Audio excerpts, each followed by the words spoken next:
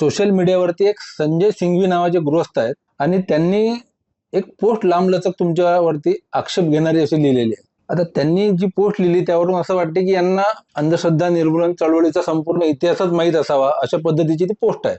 त्यांनी त्यात एक वाक्य असं लिहिलं आहे की अंधश्रद्धा निर्मूलनाची जे काही चळवळ आहे की त्याचं जे काम आहे ते श्याम मानवांनी 1987 साली सुरू केलं, असं त्याच्यात एक त्यांचं वाक्य आहे. तर या 1987 साली तुम्ही काम सुरू केलं, यात किती तथ्य आहे? बेसिकली आता संजय सिंघवी यांचा अनुभव किती आहे, त्यांना चळवळीची किती माहिती आहे याच्याबद्दल मलाही धड माहिती नाही. मी काही त्यांना फारसं ओळखत नाही. पण त्यांनी ज्या पद्धतीनं आविर्भाव आणून लिहिलेला आहे, आपण सर्वज्ञ आहोत या पद्धतीनं, त्याचं फक्त मला हसू येतं, बाकी काही नाही. म्हणजे किमान 1000 तरी पुरावे तुम्हाला प्रिंटेड सापडतील की 1982 साली ही चळवळ सुरू झालेली आहे. स्वतः दाभोळकरांच्या पत्नीने 85 साली 86 साली झालेल्या नागपूरच्या शिबिराला मी माझ्या पतीला 5 दिवसांकरता पाठवलं असं लिहिलेलं आहे साधनेमध्ये. आता हे ज्या माणसाला माहित नाही त्याच्याबद्दल काय बोलायचं आपण. ही चळवळ 1982 साली डिसेंबर पासून सुरू झाली. त्याचं कारण मी ज्या दैनिक तरुण भारतमध्ये काम करत होतो, साप्ताहिकाची जबाबदारी माझ्याकडे होती. तर माझ्या विचारामुळं तरुण भारताला, मी आधी तरुण भारतातनच पत्रकार म्हणून तयार झालो होतो. त्यानंतर मी मध्ये किर्लोस्कर प्रेसमध्ये साधारणतः 16 महिने 18 महिने काम केलेलं आहे. त्यानंतर मी पुन्हा तरुण भारतात परत आलो. माझे विचार आता इतके बदललेले होते आणि मी इतका स्टॉन्च पुरोगामी झालेलो होतो की ते विचार तरुण भारताला पेलणं शक्य नव्हतं. म्हणून जो युवा दिवाळी वेशजांग काढला त्याच्यावर इतक्या मोठ्या प्रमाणावर रडकंदन झालं. केसरी प्रकाशनाची बैठक झाली, त्यामध्ये ट्रस्टींनी आग्रह धरला की श्याम मानवांना काढून टाका. मागो वैद्य संपादक होते आमचे, ते या गोष्टी करता तयार नव्हते. ते म्हणाले मला असं वाटत नाही की त्यांनी दोन्ही बाजूची मतं मांडलेली आहे, सगळ्याच युवकांची मतं मांडलेली आहे या दिवाळी अंकामध्ये, आणि तो दिवाळी अंक अतिशय हिट अँड हॉट झालेला आहे सगळ्यांकरता, आणि त्यामुळे या कारणाकरता आम्ही त्याला काढू शकत नाही. पण ट्रस्टीमधल्या काही लोकांचा इतका आग्रह होता, मग त्यांनी शेवटी सुचवून पाहिलं की श्याम मानवांना काढायचं असेल तर आपल्याला साप्ताहिक बंद करावं लागेल. आणि मग ट्रस्टीने आग्रहाने सांगितलं साप्ताहिक बंद करा पण श्याम मानवांना काढा. मग मागू वैद्य असं म्हणाले. त्यांनीच मला हे रिपोर्टिंग केलेलं आहे. मी काही ट्रस्टीच्या बैठकीला नव्हतो, मला तो अधिकार पण नव्हता. त्यांनीच सांगितलेला हा रिपोर्ट आहे. ते म्हणाले मग शेवटी ठीक आहे, त्यांना काढण्याची गरजच नाही कारण त्यांची अपॉइंटमेंटच साप्ताहिकाकरता आहे. आपण साप्ताहिक बंद केलं की मुद्दा संपतो. आणि त्यांनी बाहेर येऊन मला सांगितलं की आता आपलं साप्ताहिक बंद करायचा निर्णय झालेला आहे. मी त्यांना पुढचा प्रश्न एवढाच विचारला की आता पुढे काही अंक काढायचे आहेत का? नाही, आता या महिन्याचे नोव्हेंबरचे जेवढे अंक काढायचे तेवढे काढायचे, डिसेंबरमध्ये काही करायचंच नाहीये, पण डिसेंबरचा पगार 1 महिन्याचा तुम्हाला मिळेल. त्या क्षणी मी निर्णय घेतला की आता मी कोणत्याही नोकरीमध्ये पडणार नाही. मनोहरमध्ये वैचारांशी माझं फार अतिशय चांगलं होतं. किर्लोस्कर प्रेसमध्ये तिथे माणसांसोबत मला जमलं नाही. मुकुंदरावांच्या नंतर शांताबाई आल्या, त्यांच्यासोबत माझं जमलं नाही. इथे माणसांसोबत अतिशय उत्तम जमत होतं, पण माझी विचारधारा आता तरुण भारताला पेलवत नव्हती. त्यामुळे पत्रकारितेमध्ये आपण आपल्या अटींवर काम करू शकणार नाहीये हे माझ्या लक्षात आलं होतं, म्हणून मी नोकरी करायची नाही. बरं, प्राध्यापकीमधनं आधीच मी बाहेर पडलो होतो. ज्या कॉलेजमध्ये मी प्राध्यापक होतो इंग्रजीचा, त्या कॉलेजचे मी भ्रष्टाचार काढून ठेवलेले होते. त्यामुळे कोणतंही कॉलेज माझ्यासारख्या प्राध्यापकाला जो स्वतःच्याच कॉलेजमधले भ्रष्टाचार जाहीररित्या काढतो त्याला घेण्याची शक्यता कमीच होती. आणि त्यामुळे आपण नोकरीच्या भानगडीत पडायचं नाही. आणि आपल्यासाठी अत्यंत महत्वाचं काम आहे. आपल्याला एवढा अनुभव असताना, आपण जयप्रकाश नारायणांच्या संघटनेमध्ये एवढ्या मोठ्या प्रमाणावर काम केलेलं असताना, देशभर व्याख्यानं देत हिंडत असताना, महाराष्ट्राचं प्रमुख म्हणून काम पाहिलेलं असताना सुद्धा आपल्या अंधश्रद्धा कायम होत्या. आपल्याला साध्या साध्या गोष्टी माहीत नव्हत्या. त्या लोकांपर्यंत ज्या अंधश्रद्धांमध्ये मी स्वतः पोळलेलो आहे, ज्याची धग मी सोसलेली आहे, त्या अंधश्रद्धांपासून लोकांना वाचवण्यासाठी किमान आपण प्रयत्न केले पाहिजेत, असं वाटून डिसेंबर पासून मी ठरवलं की पूर्णवेळ या कामाला मी भिडायचो. अनायसे त्या काळामध्ये आमच्या नागपूरमध्ये मानवीय नास्तिक मंच नावाचं एक संघटन होतं माझ्याच मित्रांचं. त्यांनी बी प्रेमानंदांचा दौरा आखला होता. पुण्याचा दौरा माझेच सहकारी डॉक्टर अरुण लिमये यांनी आखला होता. त्या दौऱ्यामध्ये मला ताकदीनं शिरता आलं नव्हतं, भिडता आलं नव्हतं, कारण त्यावेळेस मला दिवाळी अंकाची तयारी सुरू होती आणि स्त्रीच्या दिवाळी अंकाची कव्हर स्टोरी स्मिता पाटील यांच्यावर मी केली होती. आणि त्याच काळात तो दौरा आमच्या पुण्यामध्ये बी प्रेमानंदांचा झाला होता. त्यामुळे बी प्रेमानंदांच्या कार्यक्रमांमध्ये मी वक्ता म्हणून सहभागी होऊ शकलो नव्हतो त्यावेळेस. तर मी ठरवलं अनायसे, माझ्याच सगळ्या मित्रांनी त्या कार्यक्रमांचं आयोजन केलेलं आहे. तर ब्री प्रेमानंदांच्या विदर्भातल्या 10 कार्यक्रमांचा हा दौरा होता, डिसेंबर मधल्या पहिल्या दुसऱ्या आठवड्यातला. त्या आठवड्यामधल्या सगळ्या प्रेमानंदांच्या कार्यक्रमांचं भाषांतर करण्याचं काम मी सुरू केलं. ते इंग्रजीमध्ये मांडणी करायचे, चमत्कार करायचे, आणि मी मराठीमध्ये त्याचं भाषांतर लोकांना सांगायचं. त्यांच्या मांडणीमुळे 2 ठिकाणी मारामारीचे प्रसंग उद्भवले. पण विदर्भामध्ये मी इतका ओळखीचा होतो लोकांच्या, मी तरुण भारताचा युवक कॉलमचा लेखक राहिलेलो होतो, त्यामुळे सगळे युवक माझ्यावर खूप प्रेम करत होते, आणि त्यामुळे मी त्यांना त्या परिस्थितीमधनं वाचवू शकलो होतो.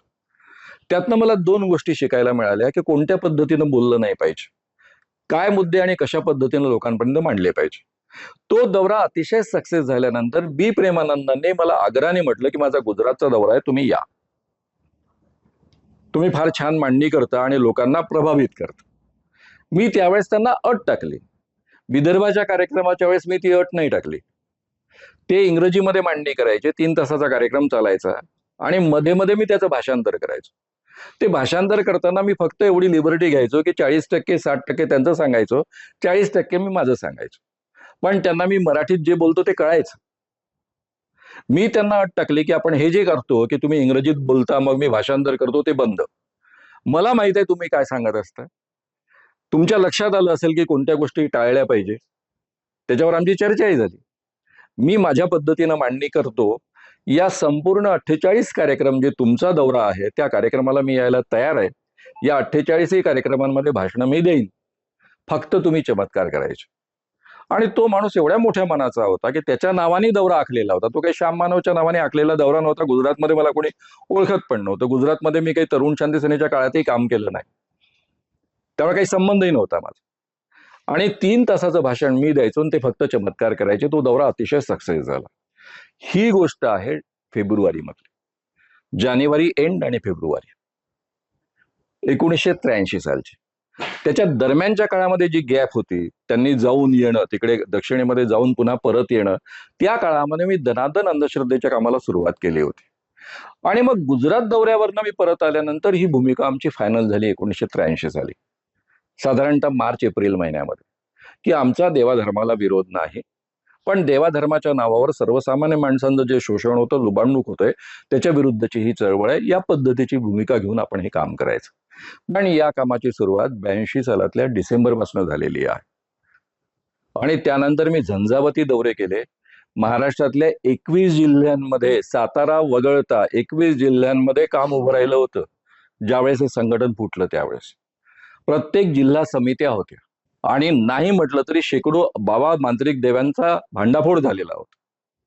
त्या भांडाफोडीवर 2 पुस्तकं ऑलरेडी लिहिल्या गेली होती. एक शोध भानामतीचा आणि दुसरा बुवाबाजी बळीस्त्रे यांचा. त्यामध्ये ते सगळे पुरावे आहेत. लोकमतचा नियमित कॉलम मी 83 सालापासून 90 सालापर्यंत चालवत होतो. त्यामध्ये दर आठवड्याला अंधश्रद्धा निर्मूलन या विषयावरचा लेख असायचा. त्यामध्ये अनेक भांडाफोडीची प्रकरणे असायची. तर हा सगळा इतिहास उपलब्ध आहे. आणि हा माणूस म्हणतो आहे, जो स्वतःला सर्वज्ञ असं म्हणून लिहितो आहे, की 1987 साली श्याम मानवानी चळवळ सुरू केली, म्हणजे त्याला किती माहिती आहे, किती उत्तम ज्ञान आहे. पुन्हा मला तेच म्हणायचंय, इतिहास लेखनाच्या नव्या पद्धती नाही आहे, ह्या जुन्या पद्धती आहे. शिवाजी महाराजांचे गुरु रामदास स्वामी होते. या मांडणीतला हा एक भाग आहे. सर, हे संजय सिंघवी जे आहेत, यांच्या पोस्टमध्ये त्यांनी एक दुसरा आक्षेप असा घेतला आहे, की ज्यावेळी हे अखिल भारतीय अंधश्रद्धा निर्मूलन समिती जी तुम्ही स्थापन केली होती, ती जी चळवळ जेव्हा फुटली, त्यावेळी आपण असं, म्हणजे श्याम मनवांनी असं म्हटलं होतं, की ज्यांना माझ्यासोबत यायचं आहे, ज्या कार्यकर्त्यांना माझ्यासोबत यायचं आहे, त्यांनी माझ्यासोबत यावं, आणि ज्यांना दाभोळकरांसोबत जायचं आहे त्यांनी त्यांच्यासोबत जावं, असं श्याम मानवांनी म्हटलं. आणि त्याच्यानंतर महाराष्ट्राने निवड केली आणि बहुसंख्य कार्यकर्ते हे दाभोळकरांसोबत उभे राहिले. हा इतिहास आहे, असं त्यांनी त्यांचं मत प्रकट केलंय. याच्याबद्दल काय म्हणा, या गोष्टीत किती तथ्य आहे? मला खरंच आश्चर्य वाटतं की या माणसाचं नॉलेज किती, कुठून यांनी हे नॉलेज मिळवलं. स्वाभाविक आहे ना, ही जी एक तंत्रशाळा आहे, प्रचार यंत्रणा आहे. रामदास स्वामी हे शिवाजी महाराजांचे गुरु होते. त्या कार्यशाळेचे सदस्य दिसत आहेत मला. कारण महाराष्ट्रामध्ये संघटन फुटू नये याकरता मी जीवापाड प्रयत्न केले. शेवटच्या टप्प्यापर्यंत मी आग्रह धरला की किमान अंधश्रद्धा निर्मूलन समिती नाव वापरू नका. मी केवळ दाभोळकरांना म्हटलं नाही की मी सामान्य कार्यकर्ता म्हणून काम करतो आणि फुल टाइम काम करणं आता मी बंद करतो, तुम्ही ही सगळी जबाबदारी सांभाळा. पण बाकीचे कार्यकारिणीचे लोक तेव्हा तयार नव्हते. मी स्वतः बाबा आढावांना जाऊन म्हणालो की माझा दाभोळकरांवर हा विश्वास नाही की गावोगाव जेवढे एक्सपोजर झालेले आहेत त्यामध्ये जर उद्या हे सगळे बाबा उठून उभे राहिले आणि मी नाही आहे, अशा परिस्थितीमध्ये त्यांच्या संरक्षणाकरता दाभोळकर जाऊन पडू शकतील याची मला खात्री नाही आहे. पण बाबा आढाव, मला तुमच्याबद्दल खात्री आहे, तुम्ही म्हणजे हा जो एक गाव एक पानवठा हा कार्यक्रम तुम्ही महाराष्ट्रभर राबवला, तो आम्ही डोळ्यांनी पाहिलेला आहे, त्याचे आम्ही साक्षीदार आहोत. आणि त्यामुळे तुम्ही समर्थपणे मला फक्त एकच वचन द्या की अशी परिस्थिती येईल त्यावेळेस कार्यकर्त्यांच्या संरक्षणाकरता तुम्ही धावून जा. मी हे काम सोडून देतो, दाभोळकरच चालवेल, एकच महाराष्ट्र अंधश्रद्धा निर्मूलन समिती चालेल. हे प्रपोजल मी स्वतः बाबा आढावांपुढे मांडलेलं आहे. बाबा आढावांनी असमर्थता दर्शवली. हा मुद्दा केवळ तिथेच नाही आला, त्यावेळेस तर मी बोलताना रागाच्या भरात बोलून गेलो, हे तुमचं पाप आहे असं मी बोलून गेलो. पण ते कशाला, दाभोळकरांच्या मृत्यूनंतर आपले एक अतिशय महत्वाचे पुण्याचे कार्यकर्ते मुकुंद काकडे, त्यांचं नाव, ते आणि मी दाभोळकरांच्या मृत्यूनंतर बाबा आढावांना भेटायला गेलो होतो. कारण सरकारी कामकाज जे सुरू झालेलं होतं जादूटोणा विरोधी कायद्याचं प्रचार आणि प्रसाराचं, त्यामध्ये त्यांची मुलं खूप घोळ घालत होती. तर बाबा किमान असा घोळ घालू नका, काय असेल ते सामंजस्याने घ्या. हा जो कायदा झालेला आहे अतिशय मेहनतीनं झालेला आहे. तुमचं म्हणणं असं आहे की तुमच्या वडिलांचा मृत्यू त्याकरता झालेला आहे आणि हे महाराष्ट्राला मान्य आहे, मलाही मान्य आहे. असं असताना तो कायदा झाला, त्याची राबवणूक उत्तम पद्धतीनं व्हावी, त्यामध्ये तुम्ही फाटे फोडू नका. हे किमान बाबा आढावांनी हस्तक्षेप करावा आणि त्यांना समजावून सांगावं, हे सांगण्याकरता आम्ही गेलो होतो. त्यावेळेस मुकुंद काकडेंनी माझ्या समोर बाबा आढावांना हा वाक्य पुन्हा रिपीट केलं की बाबा आढाव, हे दाभोळकर हे तुमचं पाप आहे आणि त्यामुळे या कामामध्ये अशा अशा अडचणी निर्माण होत आहेत, त्यामुळे तुम्ही आता हे सांभाळलं पाहिजे. आणि त्यावेळेस बाबा आढावांनी असमर्थता दर्शवली की माझं काही नरेंद्रचे लोक, घरचे लोक ऐकतील याची गॅरंटी नाही. आता याला तुम्हाला पुरावा पाहिजे असेल तर मुकुंद काकडे आहेत, जिवंत आहेत, ते महत्वाचे कार्यकर्ते आहेत. बाबा आढावांसोबत ते अतिशय उत्तम पद्धतीनं काम करत आलेले, मराठा सेवा संघातही काम करत आलेले. तर सांगण्याचं तात्पर्य असं की ही माहिती येते कुठून अशी सगळी. मी स्वतः एकाही कार्यकर्त्याला माझ्यासोबत काम करा असं म्हटलं नाही, मलाच काम करायचं नव्हतं, कारण मी प्रचंड डिप्रेशन मध्ये गेलेलो होतो. आणि माझ्या लक्षात आलं होतं की मी डिप्रेशन मध्ये का गेलो. मी स्वतःला, कारण माझी समजूत कोणी काढली, हे संघटन फुटल्यानंतर लक्ष्मण माने मला सांगायला लागले, पार्थ बोळके सांगायला लागले, अरे आम्हाला माहित होतं हे संघटन फोडणार, दाभोळकरांचा तो इतिहास आहे, लक्ष्मण माने जिवंत आहे आणि पार्थ बोळके जिवंत आहे, दोघे जिवंत आहेत सध्या, अजून ते जायचे आहेत, त्याच्या आधी विचारून घ्या, म्हटल्यास त्यांची स्वतंत्र मुलाखत घ्या या विषयावर. त्यांनी मला या शब्दात सांगितलं की या माणसाला संघटना फोडण्याची सवय आहे. म्हणजे तुम्ही मला आधी का नाही सांगितलं, 2च वर्ष झाली माझ्यासोबत येऊन त्यांना, तुम्हाला मधल्या काळात मला का अवेअर करता आलं नाही. कारण लक्ष्मण मानेची माझी अतिशय जवळीक होती, कारण ते पुण्यामध्ये सातत्याने यायचे आणि त्या काळामध्ये त्यांचं उपरा अतिशय गाजत होतं, ज्या काळामध्ये मी पुण्यामध्ये किर्लोस्कर प्रेसमध्ये होतो त्या काळामध्ये. त्यामुळे आमची खूप घसट होती, मैत्री होती. पण तुम्ही मला का नाही जाणीव दिली. ते म्हणाले मी सांगितलं असतं तरी तुला पटलं नसतं त्यावेळेस. जिवंत आहेत ना लक्ष्मण माने, विचारा त्यांना. पार्थ बोळके, विचारा त्यांना. दोघेही दाभोळकरांचे एकेकाळचे सहकारी आहेत. त्या दोघांचं संघटन त्यांनी कसं फोडलं त्याचा इतिहास त्यांच्याकडनं समजून घ्या. जयदेव डोळे माझे सहकारी आहेत. आम्ही दोघांनी मनोरमध्ये काम केलं. आम्ही दोघंही इक्वल संपादक होतो, उपसंपादक होतो. दोघं खरं म्हणजे कॉम्पिटिटर होतो, जवळपास एका वयाचे होतो. आम्ही मनोहर मधल्या 28 पानांपैकी 22 पानं आम्ही दोघं लिहित असतो. आमच्यामध्ये कधीच संघर्ष नाही झाला. त्याच जयदेव डोळे साधनेचे संपादक असताना त्यांचे अनुभव काय याच्यावर मुलाखत घ्या. माझी विनंती आहे. कोणाला? निखिल वागळे यांना. जयदेव डोळेंना तुम्ही अतिशय उत्तम ओळखता. ते साधनेचे संपादक असताना त्यांचे अनुभव काय याच्यावर एक छानपैकी मुलाखत घ्या. ते पुन्हा समाजवादी आहे, त्यामुळे तुमच्या जवळचे आहेत, दूरचे वाटण्याचं कारण नाही. मी आत्ताच त्यांच्याशी औरंगाबादला बोललो. माझ्या कार्यकर्त्यांसमोर ते ज्या पद्धतीनं बोलले तर सगळे अवाक होऊन गेले होते. आणि मग हे वाक्य पुन्हा उच्चारा, श्याम मानव दाभोळकरांच्या पासंगाला पुरत नाही. आधी त्यांची मुलाखत घ्या, लक्ष्मण मानेची मुलाखत घ्या, पार्थ मुळकीची मुलाखत घ्या. दुसऱ्यांचं श्रम लाटण्यामध्ये ज्यांना आनंद वाटतो त्यांचं तुम्ही कौतुक करता. का स्वतंत्र नावाने सुरू नाही करता आलं दाभोळकरांना 1989 साली? अंधश्रद्धा निर्मूलन समिती त्या नावाशी त्यांचा काय संबंध आहे? जे काम 4 प्रांतांमध्ये रुजतं आहे, ठिकठिकाणी रुजवण्यात आलेलं आहे, तेच नाव वापरण्याचा आग्रह का होता? उद्देश काय होता? त्यांच्यात अनेक संघटना होत्या, ज्या समाजवादी विचारधारेचे ते होते. त्यांच्या स्वतःच्या छात्र भारती संघटन होतं, राष्ट्रसेवा दल होतं. अंधश्रद्धा निर्मूलन समिती हे नाव वापरण्याची का गरज वाटली? आणि संघटन फुटलं तर कोणते कार्यकर्ते त्यांच्यासोबत गेले, किती वर्ष राहिले, कोण गेले तेही मी सांगतो तुम्हाला. मी हे संघटन आखणी करत असताना आणि नेमणुका करत असताना, संघटक म्हणून मला तो अधिकार होता, त्या नेमणुका करत असताना मी कधी विचार केला नाही की हा कोणत्या विचारधारेचा माणूस आहे, हा कोणत्या जातीचा माणूस आहे, याचा कधीच विचार नाही केला. जो माणूस ऍक्टिव्हली काम करायला तयार आहे त्याला मी जबाबदाऱ्या सोपवत गेलो. आणि त्यामध्ये मेजॉरिटी ठिकाणची माणसं ही समाजवादी होती, कारण पुरोगामी चळवळीतली ऍक्टिव्ह माणसं तीच जास्त माझ्यासोबत होती. कारण एका बाजूने मी सर्वोदयासोबत आणि जयप्रकाश यांसोबत काम करत असताना 2 माणसांचा राष्ट्रसेवा दलाच्या अत्यंत माझा जवळचा संबंध येत गेला. एक यदुनाथ थत्ते आणि दुसरे आंतरभारतीचे प्रमुख. या दोघांचा माझ्यासोबत इतका चांगला संबंध येत गेला की त्यातनं समाजवादी चळवळीतली ठिकठिकाणची माणसं माझ्याही अतिशय उत्तम परिचयाची झाली. आणि ज्यावेळेस संघटन फुटलं त्यावेळेस सरळ सरळ सगळे समाजवादी आणि विशिष्ट जातीचे लोक एका बाजूने गेले. मी एकाही कार्यकर्त्याला माझ्यासोबत काम करा असं म्हटलं नाही. कार्यकर्त्यांनी पकडू पकडू मला आणलं की नाही हे आपल्याला करायचंच आहे.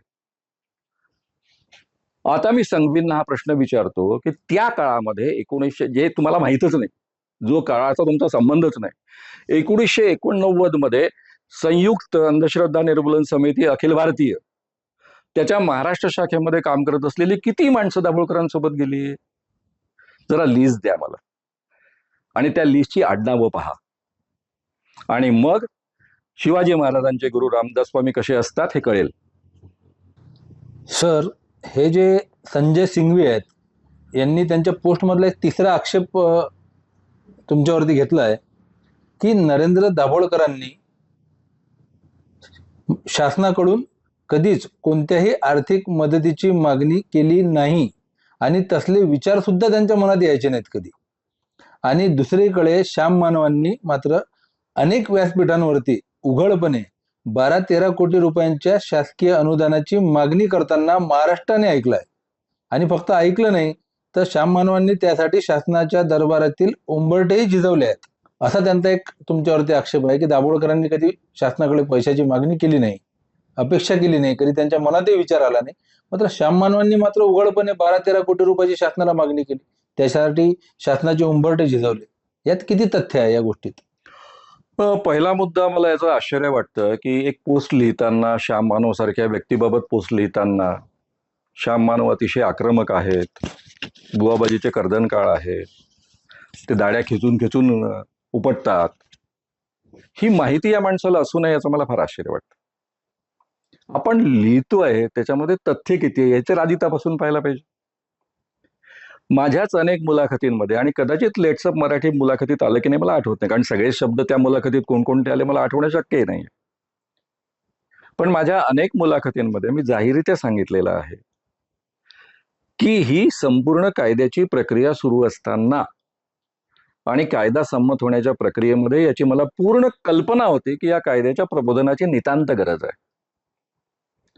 आणि त्याकरता जसा कायदा संमत झाला 2013च्या डिसेंबरमध्ये, तसा 2014ला शक्य होईल तेवढ्या लवकर एक कमिटी फॉर्म करण्यात आली. त्याला जादूटोणा विरोधी कायदा प्रचार प्रसार अंमलबजावणी समिती असं म्हणतात. ती समिती मीच फॉर्म करून घेतली. सामाजिक न्यायमंत्री शिवाजीराव मोघे यांची अतिशय उत्तम साथ मिळाली. आणि त्या कमिटीच्या माध्यमातून या कायद्याचा प्रचार प्रसार कसा करायचा, पोलिसांचं ट्रेनिंग कसं करायचं, कारण दोन्ही गोष्टींची आवश्यकता होती. एका बाजूने प्रबोधन आणि दुसऱ्या बाजूने कायद्याची राबवणूक. याकरता एक संयुक्त उत्तम पद्धतीचा प्रोजेक्ट मी सरकारला दिला. तो आजही सरकार दरबारी पडलेला आहे. त्याकरता अजितदादा पवार यांनी 14.5 कोटी रुपये सँक्शन केले आणि त्यांनी आग्रह धरला की अखिल भारतीय अंधश्रद्धा निर्मूलन समितीच्या नावे घ्यावे पैसे. त्यांनी जी पहिली कागदावर सही केलेली आहे ती अंधश्रद्धा निर्मूलन समितीच्या नावेच केलेली आहे की अखिल भारतीय अंधश्रद्धा निर्मूलन समिती यांना 14.5 कोटी रुपये, या पद्धतीचाच कागदपत्र आहे सुरुवातीचे. मी म्हटलं मला संघटनेकडे घ्यायचे नाहीत, संघटनेने पैसा घेऊन काम करणं याच्यावर माझा विश्वास नाही. मी आतापर्यंत सरकारकडनं एक पैसा घेतलेला नाहीये मी कधी, कारण सरकारकडनं पैसा न घेण्याचं वेगळं कारण होतं. सरकारकडनं पैसा घेऊन आपण काम करतो यामध्ये मला काही अडचण नव्हती, पण मी भ्रष्टाचार विरोधी आंदोलनातला मुलगा होतो आणि भ्रष्टाचाराबद्दल मला प्रचंड तिडीक आहे. मी आयुष्यात एका पैशाचा कधी भ्रष्टाचार केला नाही आणि कधी करू देत नाही स्वतःबाबत. इतरांचे सगळ्यांचे भ्रष्टाचार मला थांबवता येत नाही ही मर्यादा मला माहित आहे, पण मी स्वतःच्या बाबतीत भ्रष्टाचार होऊ देत नाही, त्यामध्ये कधी सहभागी होत नाही आणि स्वतः एक पैसा कोणाला खाऊ घालत. हा नियम असल्यामुळे मी सरकार दरबारी कधीच गेलो नव्हतो पैसे मागण्याकरता. जे काही मुख्यमंत्री निधीतनं एखाद्या विशेष कार्यक्रमाकरता एकदा दोनदा, एकदा शरद पवारांनी मला वाटतं 50,000 रुपये दिले होते आणि एकदा एका कार्यक्रमाकरता, तो विशिष्ट कार्यक्रम होता आणि आमचं एक लढा नावाचं मासिक होतं, त्याच्या उद्घाटनाकरता म्हणून जेव्हा आपले गृहमंत्री आर पाटील होते त्यांनी 1 लाख रुपये सँक्शन केले होते. ते खरं म्हणजे भुजबळांनी सँक्शन केले होते. भुजबळ गृहमंत्री असताना सँक्शन केले होते. रामदास आठवले मला त्यांच्याकडे घेऊन गेले, म्हणे असा असा एक कार्यक्रम आपल्याला घ्यायचा आहे. तर भुजबळांनी 1 लाख रुपये सँक्शन केले होते, पण भुजबळांनंतर मग आर आले, ते आर काळामध्ये मिळाले. हे 2 फक्त अपवाद राहिलेले सरकारच्या एका विशिष्ट कार्यक्रमाकरता पैसे घेणं. मी कधीही सरकारकडनं अखिल भारतीय अंधश्रद्धा निर्मूलन समितीने पैसा घेतला नाही. त्याचं कारण भ्रष्टाचाराशिवाय हे होत नाही हे मला माहित असल्यामुळं. पहिला मुद्दा. दुसरा मुद्दा, मी फॉरेन फंडिंग घेतलं नाही, जे मला सहज शक्य होतं. मी ऑक्सफॉर्मच्या महाराष्ट्राच्या प्रमुख पदाच्या करता इंटरव्ह्यूला गेलो होतो. ऑक्सफॉर्म नावाचं जे एक फॉरेन फंडिंग एजन्सी आहे त्याचा महाराष्ट्राचा प्रमुख होण्यासाठी मी गेलो होतो, महाराष्ट्र विभागाचा.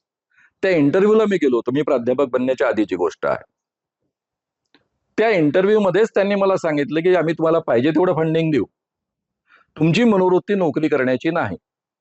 कारण 2 दिवस तो इंटरव्ह्यू चालतो, त्यात क्वेश्चन आन्सर चालतात, खूप विविध पद्धतीची चर्चा होत असते. त्याच्यावरनं त्यांच्या लक्षात आलं की या माणसाचा ॲटिट्यूड असा नाही आहे की हा नोकरी करू शकेल. त्यामुळे मला पाहिजे तेव्हा अतिशय उत्तम फॉरेन फंडिंग मिळू शकत होतं.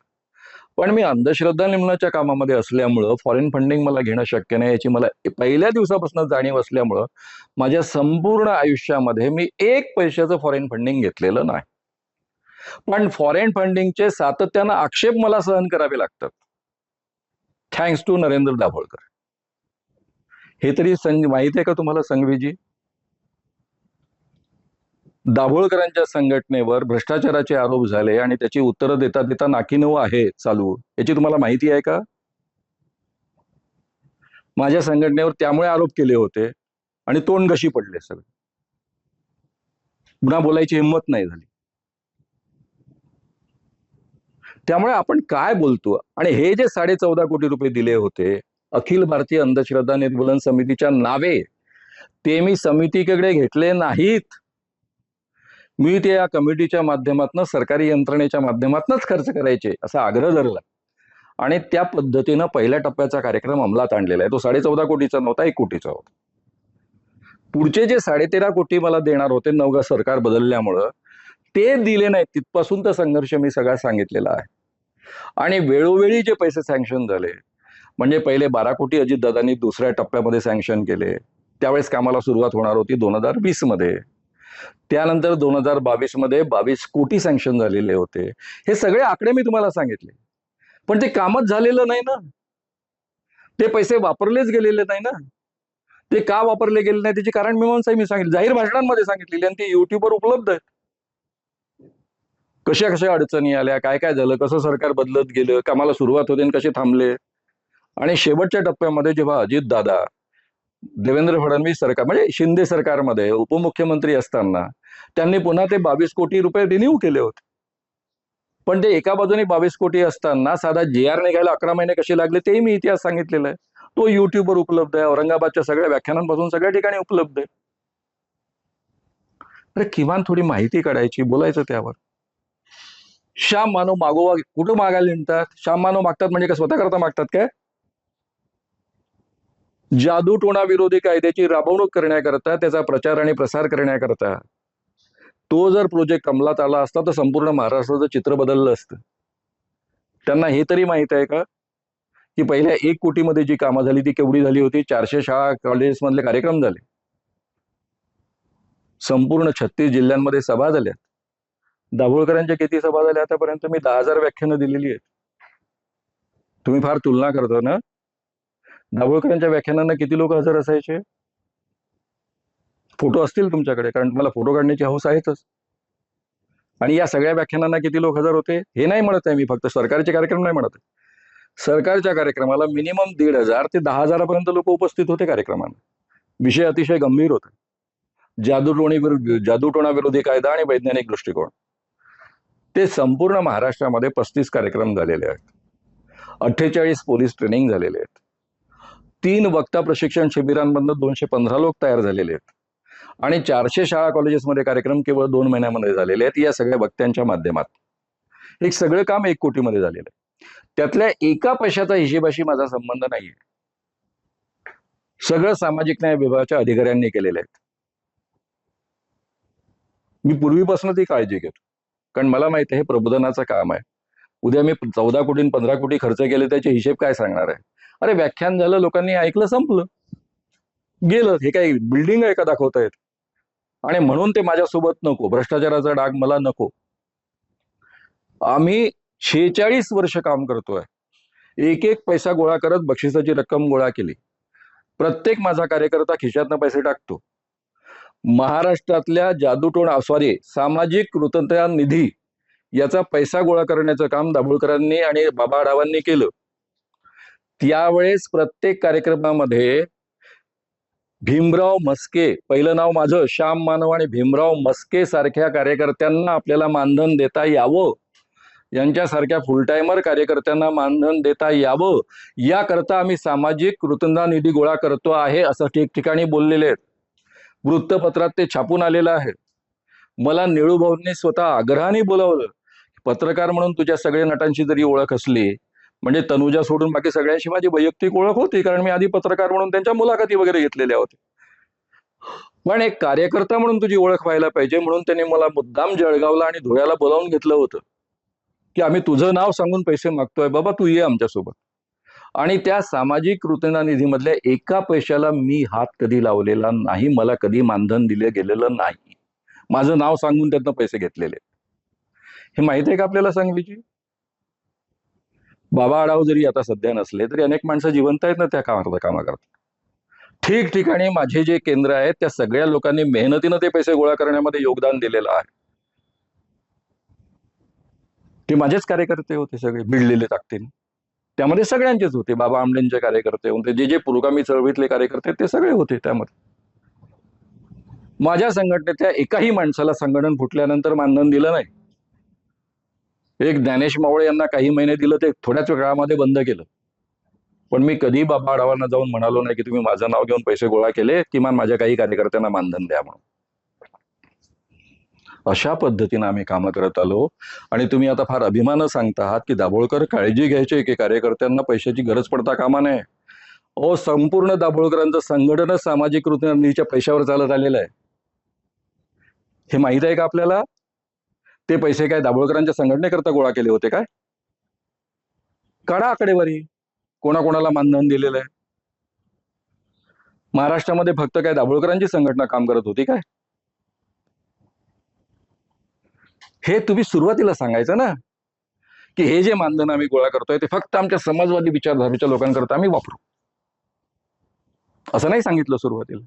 भीमराव म्हस्केही समाजवादी नाही, श्याम मानवही समाजवादी नाही, दोघांची नावं सांगितली जात होती. मी सगळा इतिहास काढायचं ठरवलं ना तर फार कठीण होणार. एक तर मला आयुष्यात काही मिळवायचं नाही, मला काही कमवायचं नाही, मी कोणतंही बक्षीस घेत नाही, मी कोणतंही पद्मश्री वगैरे घेत नाही, चक्क नकार देतो. पाहिजे असेल त्या याचं नावही सांगतो मी, गृहसचिवांचं. मी कोणाला नकार दिला. मला ना कोणाचं बक्षीस हवं असतं, ना प्रसिद्धी हवी असते, ना काही असतं. त्यामुळे माझं कोणी काही बिघडवू शकत नाही. कारण ज्याला काही नको आहे त्याचं कोणीच काही बिघडवू शकत. आणि हे सगळं सत्य मी बोलणारच आहे. कारण मला पुन्हा महाराष्ट्रामध्ये शिवाजी महाराजांचे गुरु रामदास स्वामी होते हे नको आहे. त्या असत्याचा भाग मला बनायचा नाहीये. एकेकाळी त्या असत्याचा मी भाग होतो.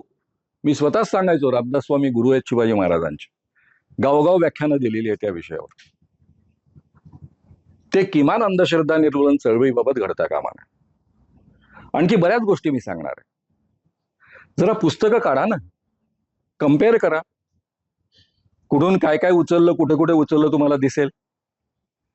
बाबा एक्सपोज केले मी पुस्तकात यांच्या. कसं हो, किमान नाव तर टाकायचं की श्याम मानवांनी केलं म्हणून. कुठे, किती, खरेपणाबद्दलचा आपला आग्रह किती. ठीक आहे का, 100% दाभोळकरांचा मृत्यू केवळ ते कायद्याकरता प्रयत्न करत होते म्हणूनच झालेला आहे. मर्डर त्यामुळेच झाला, त्यांच्या कामामुळेच मर्डर झाला. हेच मी जाहीर ओरडून ओरडून सांगतोय. त्यामध्ये त्यांचं बलिदान आहेच. पण एका गोष्टीकरता एखाद्या माणसाने बलिदान दिलं म्हणून सगळ्याच खोट्या गोष्टी त्यांच्यासोबत रचायच्या का? जे सत्य आहे ते सत्य ठेवायचं, जे मोठेपण आहे ते मोठेपण मान्य करायचं. तर संघवीजी, आपल्याला काही माहिती नाही. माझी तुम्हाला एक विनंती आहे, दाभोळकरांचे जे ट्रस्ट आहे, पहिला साधा प्रश्न, महाराष्ट्र अंधश्रद्धा निर्मूलन समितीचे जमा झालेले पैसे कुठे आहेत? अविनाश पाटलांना ते पैसे का मिळाले नाहीत? तोपर्यंत कोणाला माहित होतं? निखिल वागळेंना तरी माहित होतं का ट्रस्ट वेगळा आहे आणि समिती वेगळी आहे? साधा प्रश्न आहे माझा. ते पैसे अजून पडून आहे ना, त्याच्यावर कोण बसलेला आहे? त्या पैशांवर कोण बसलेला आहे? ज्याचा या कामाशी काही संबंध नाही त्याचा, ज्यांनी हे काम कधी केलेलं नाही त्यांचा. म्हणजे बापानी काम केलं तर पोरांच्या वाट्याला आलं पाहिजे म्हणून राजकारणातल्या लोकांना आपण शिव्या द्यायच्या, आणि जे 15-20 वर्ष या चळवळीमध्ये राबले त्यांना त्या पैशाचा काहीच अधिकार नाही आहे ना प्रश्न. हा प्रश्न विधानसभेमध्ये दिवाकर रावते उचलणार होते की एवढ्याच पर्यंत नाही, दुसरा एक आणखी ट्रस्ट आहे, सरकारकडनं पैसे नाही घेतले म्हणताना खात्री आहे ना?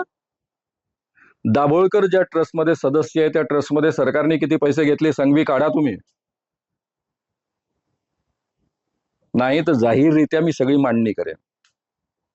थांबवला मी एकेकाळी दिवाकर रावतेंना, त्यामध्ये कपिल पाटलाचा वाटा मोठा आहे. बोलू नका म्हटलं विधानसभेत, आता गेलेले आहेत, गेल्यानंतर बोलू नका तुम्ही हे सगळ्या गोष्टी. कुणाला माहित होतं? निखिल वागळे, तुम्हाला माहित तरी होतं का की महाराष्ट्र अंधश्रद्धा निर्मूलन समिती वेगळी आहे आणि तिचा ट्रस्ट वेगळा आहे म्हणून? ट्रस्टमध्ये पैसे गोळा होतात, समितीत गोळा होत नाही म्हणून. हे याला काय म्हणतात? याला आमच्या साध्या भाषेमध्ये बदमाशी असं म्हणतात. निखिल वागळेंच्या भाषेमध्ये याला काय म्हणतात ते त्यांनी जाहीररित्या सांगावं. कदाचित याला हुशारी असं म्हणतात, कदाचित याला व्यवहार चातुर्य असं म्हणतात. पण ते व्यवहार चातुर्य कार्यकर्त्यांना समजावून सांगूनही करता येत. आता माझ्याही हा बक्षिसाच्या रकमेवर काही सगळ्यांचा अधिकार नसतो, मोजकेच लोक त्याचा वापर करू शकतात. पण ते सगळ्या कार्यकर्त्यांना माहीत असतं ती सिस्टीम काय आहे, ती लपवून ठेवलेली नसते. आणखी किती मुद्दे काढायचे आहेत? अजून बऱ्याच राहिल्या गोष्टी. सूर्य उगवला ना साताऱ्यावर ना आणि महाराष्ट्रावर पसरला ना, पुस्तकांची पानांपाना काढा ना, कम्पेअर करा ना. निखिलजी, तुम्ही अतिशय चांगले संपादक आहात. चौर्य कर्म काय असतं हे तुम्हाला उत्तम पद्धतीनं कळेल. बरं, त्याला तर काही पुरावे लागत नाही, लिखाणातच उपलब्ध आहेत. त्याच्यासाठी मी बोलताना हे डॉक्टर अब्राहम कोर म्हणालेत असं म्हणून ते वाक्य कोट करतो, हे स्वामी विवेकानंद म्हणालेत असं म्हणून वाक्य कोट करतो, प्रेमानंद अमुक ठिकाणी असं म्हणाले होते असं मी कोट करतो. आजही इतक्या वर्षानंतर सुद्धा, आज गरज नसताना सुद्धा असं एखादा कोट दाखवा ना मला. भरपूर साहित्य आहे ना. आणि तुमच्याकडनं आम्ही खरेपणाच्या गोष्टी शिकाव्यात अशी अपेक्षा आहे.